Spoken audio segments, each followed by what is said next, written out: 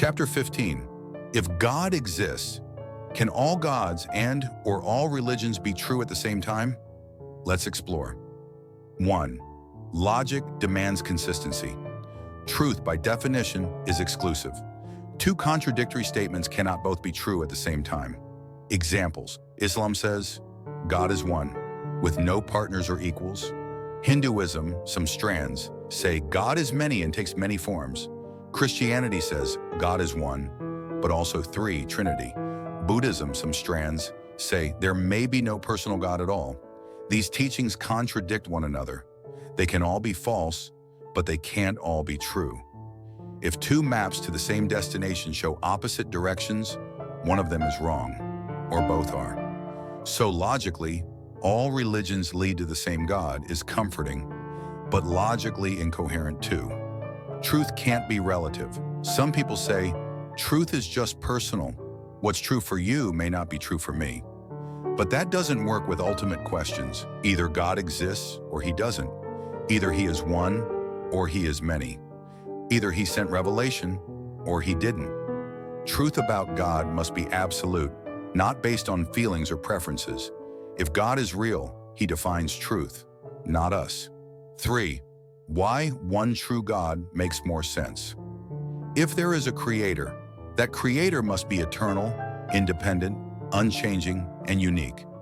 That means not made, not dependent, not one of many, and not contradictory. A being of unlimited power and knowledge cannot be rivaled.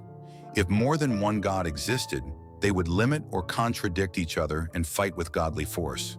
The universe we know would already be gone, and I wouldn't even exist to write this book. Only one can be all-powerful, all-knowing, and absolute. That's why most pure monotheistic traditions, like Islam, insist, Qul huwallahu ahadun, say he is Allah, the one and only, Allahu samadu Allah, the eternal, absolute, lam yalid wa lam yulad. He begetteth not, nor is he begotten, wa lam yakun lahu kufuwan ahad, and there is none like unto him. English on Yusuf Ali, Surah Al-Ikhlas, verse 1-4-4. Final thought. Tolerance not equal to truth. We can respect people of all religions. We can honor the shared moral values, but that doesn't mean all beliefs are equally true. Believing in one true God is not arrogance. It's recognizing that truth is singular and that not all paths lead to the same destination. 5. Conclusion. Where does that leave us? The true God must be one and only. He must be eternal, uncreated, and independent. For if he himself had a beginning or depended on something else, then nothing would have ever come into existence as we have to continually and infinitely asking, who created the God, until we stop at one all-powerful, uncreated God. The very fact that we exist is evidence of the existence of our Creator, a necessary being who is unlike his creation. If one believes in any deviation from this truth, for example, that God needs partners, a son or a wife, or that God can somehow be divided into 3 in 1 or many in one, then one must be prepared to present clear proof for such claims before God on the day of judgment. And on that day, every soul will stand alone. Each of us will answer for ourselves with no excuses and no one to shield us. Parents, teachers, friends, or leaders will not be able to take our place, nor will anyone bear the burden of another. The idea that someone else can suffer or jump into the fire on our behalf may work in stories or movies, but it is not reality. The simplest, most reasonable, and most honest stance is this: whoever created us and the heavens and the earth is the God, our God. We belong to him alone, and to him we will all return.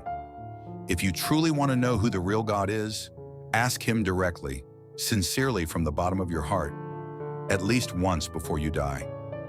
God, if you really exist, please guide me to you. I don't want to worship any false gods, but you, the one true God. The all-knowing God understands what's in every heart and sees our sincerity more clearly than we do. However, when we find the truth, we must be brave enough to accept it, even if it challenges our long-held views, our interests, our parents, or our community. Otherwise, it's only belief without conviction or action, self-deception. And I understand it is difficult, very difficult. And on the day of judgment, when it truly matters, no one can fool God. The consequence of our belief, heaven or hell, is permanent. The only chance to change course is in this life, while we're still alive. The path ahead is to test each claim. Who is the most consistent in teaching pure monotheism? Whose scriptures are preserved? Whose concept of God is most complete, timeless, and logical? Let us go deeper into how Islam's concept of God compares to others, or how to respectfully explore truth claims without bias.